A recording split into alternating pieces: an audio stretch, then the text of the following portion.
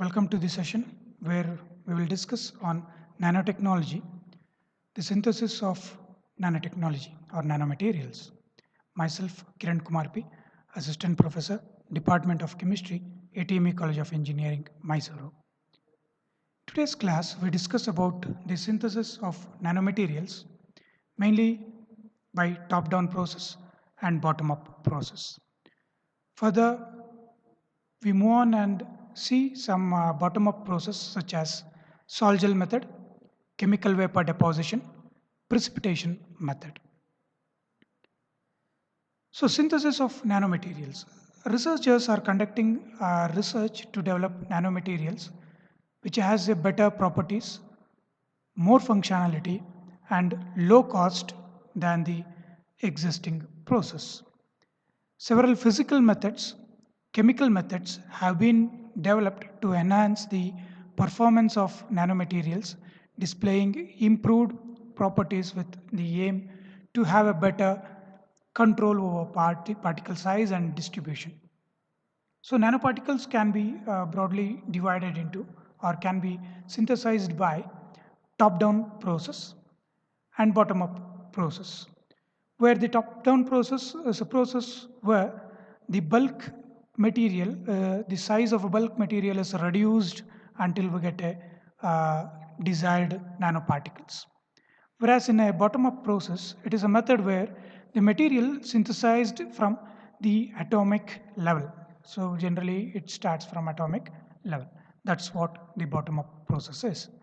Then in top-down process, the routes include it is a typical solid state processing of the materials. So this route is based with the bulk materials and we convert that big bulk materials into the smaller particles, thus breaking up the larger particles into smaller. By generally the process included is like the crushing, milling and grinding. So this is a typical bulk material. It is converted into smaller fragments until we get a nano materials. So there is a major disadvantage of top-down process where the route is not suitable for preparing uniformly shaped materials.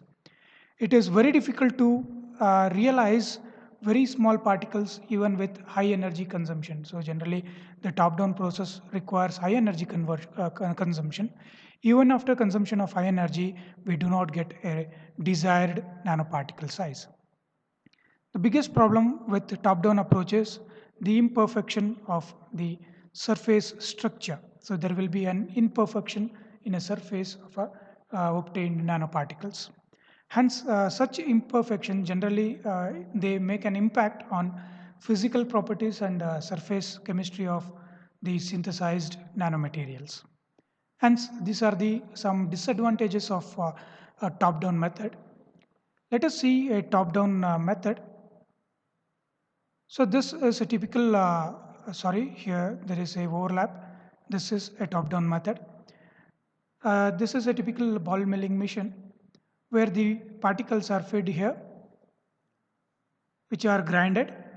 What we get is a nanoparticle or fragmented particles and dust is collected here. Can see an animation video. The video credit is for YouTube channel Learn Engineering.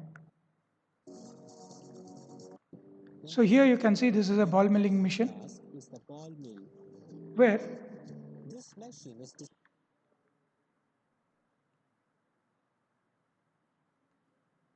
the bulk materials are added on the either side. This is a cylindrical machine.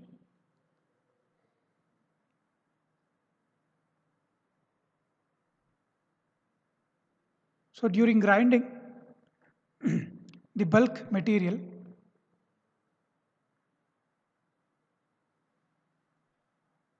is converted into smaller sized particles and the dust is expelled out. So this is a crushed material which will be of nanoparticle sized or smaller particles. And let us move on to a very important topic we call it as bottom-up process. So bottom-up process, it is an approach where we build a nanoparticle starting from atom by atom, molecule by molecule, or through cluster by cluster.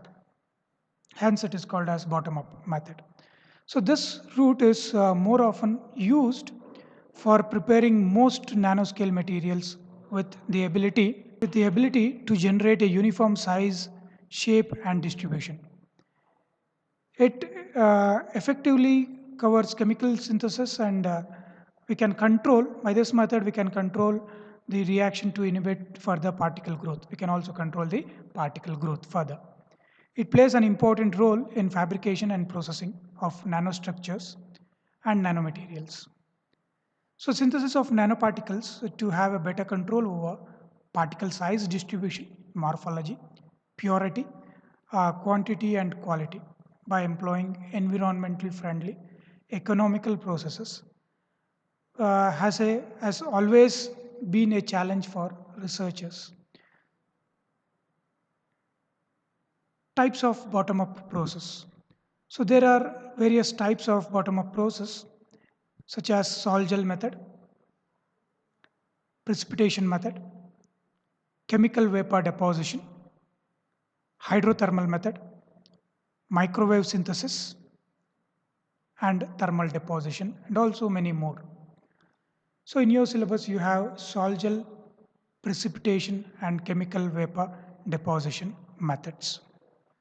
So let us move on, and so this is overview of top-down and bottom-up methods, where you can see in a picture where you get a bulk material which are fragmented to get a nano-structured materials. Similarly here in bottom-up method, it is a growth of nanomaterial, or it is a synthesis of nanomaterial starting from atomic level. We shall move on to see the sol-gel method. So sol-gel method is a versatile process used for synthesizing various metal oxide nanoparticles. So this route is often used for preparing most of the nanoscale materials with the ability to generate a uniform size, shape, and distribution. So by using sol-gel method, we get a uniformly sized particles. The synthetic method generally allows control of texture, chemical and morphological properties of a particular solid. So this method has several advantages over other methods, such as we can introduce dopants in this method. Let us see advantages of sol-gel method. So changing physical characteristics such as pore size distribution and pore volume can be achieved by using sol-gel method. So we can incorporate multiple components in a single step, which can be achieved very easily. We can produce different physical forms of samples. Let us see the synthesis of sol-gel method. Generally, metal alkoxide solution on hydrolysis and polycondensation, we get a sol. Sol can be further processed into different ways. For example, we can produce xerogel film. On heating it, we get a dense film. Similarly, on gelation, we get a gelation and evaporation. Followed by evaporation, we get xerogel. Further, we can convert it into the sphere and rod. Further, on supercritical drying, we get aerogel. Similarly, on precipitation, we can also obtain the uniform powder, and through spinning method, we get a fibers. So hence, the sol-gel has a lot of advantages in it. And the sol-gel method, it is a process where evolution of networks by formation of colloidal suspension. So this evolution of networks are called as sol. Further gelation on drying, we get a network in a continuous liquid phase, what we call it as gel. Generally, in sol-gel method, metal or metalloid, it is surrounded by various ligands in a processed, which is processed from a oxide, what we call it as sol. So in contact with water or dilute acid, generally it will be in contact with water or dilute acid. Further removal of liquid from sol what we call it as sol, that yields a gel. So metal alkoxides are used as precursors in sol gel operation. So metal alkoxides are hydrolyzed in alcohol solution containing controlled water. You can see in the reaction given below, due to hydrolysis, we get MOR. Further condensation of this, we get a network-like structure, MOM.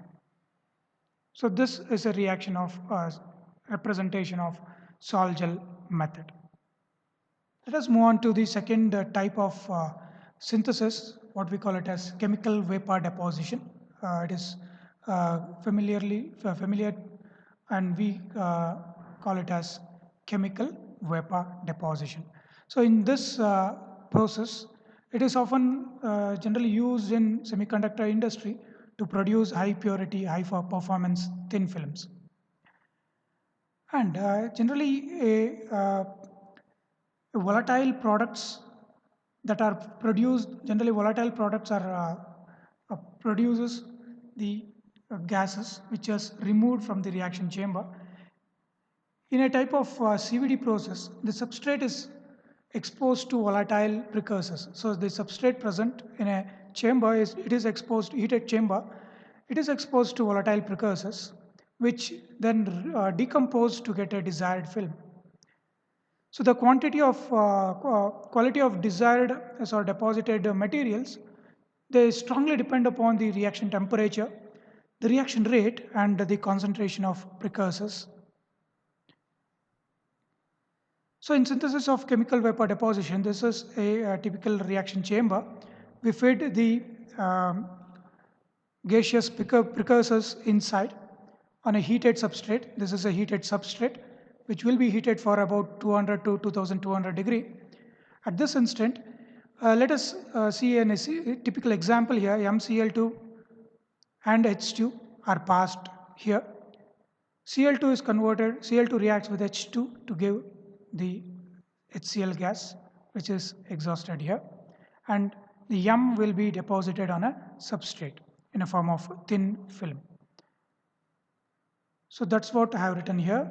In chemical vapor deposition, the substrate is exposed to volatile precursors. Substrate is exposed to, this substrate is exposed to volatile precursors such as MCl2 and H2, which then decompose to form a thin film. So there will be formation of thin film. For better understanding, let us see an animated video. The video credit is ATL CVD Extreme Coating Solutions. So generally here, this is a heated substrate which is heated for about 200 to 2200 degree. At this instant, a volatile gases such as MCl2, blue is M and green represents Cl. Similarly, these two are the hydrogen molecule. They are fed into the reaction chamber where substrate is heated for about 200 to 2200 degree Celsius. At this instant, so Cl2 and H2, they react each other, they react with each other and form HCl gas. These are the waste gases which are removed, and the thin film M will be formed on a surface of a substrate material.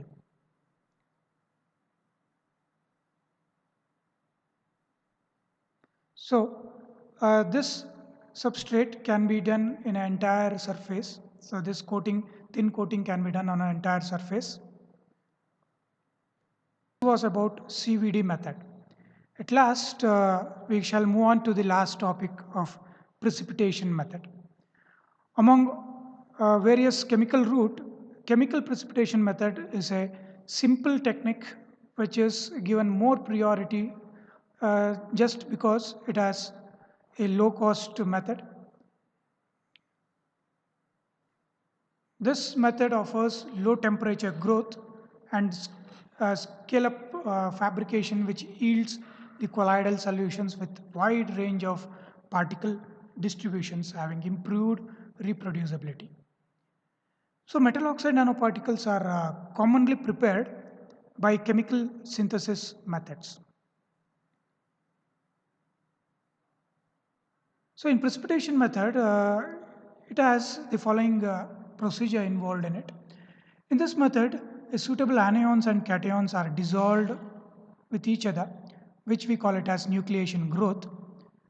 Further, these metallic salts are precipitated by suitable reagents. So we add a suitable reagent and make them precipitate.